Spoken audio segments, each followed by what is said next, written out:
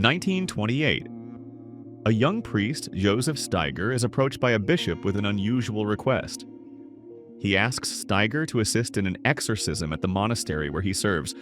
A young woman named Emma Schmidt is showing signs of demonic possession, and to drive out the evil spirits, the experienced exorcist Theophilus Reisinger needs seclusion and the help of fellow clergymen. Steiger agrees, but when Emma arrives, she doesn't seem possessed, making him question whether an exorcism is truly the answer. The horror subgenre dealing with possession and exorcism is one of the most cliché-ridden. To keep audiences engaged, filmmakers experiment with style, like the found footage approach of The Last Exorcism, subvert expectations, as in Shadow of God, or go meta, like The Exorcism, but few manage to stand out. The creators of The Ritual took a fundamentally different approach. They made it clear from the start that they weren't aiming to surprise or reinvent the wheel.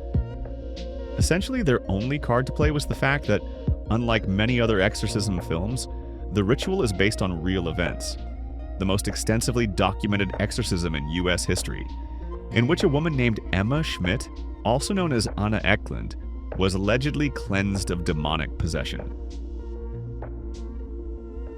The only major liberty the filmmakers took was significantly reducing the possessed woman's age.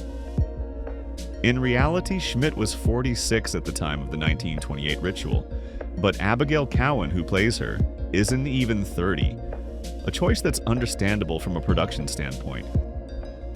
What's harder to justify, however, is the film's complete lack of narrative or dramatic safeguards. Sure, apart from the low-budget horror The Exorcism of Anna Eklund, this story hadn't been adapted before.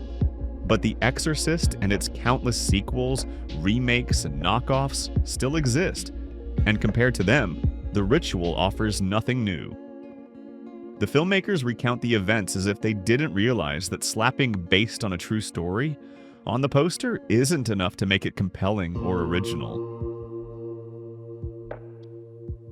Perhaps the creators hope to rely on their cast, but Al Pacino, who leads the film, is operating at a quarter of his usual intensity, while Dan Stevens justifiably seems embarrassed by his role.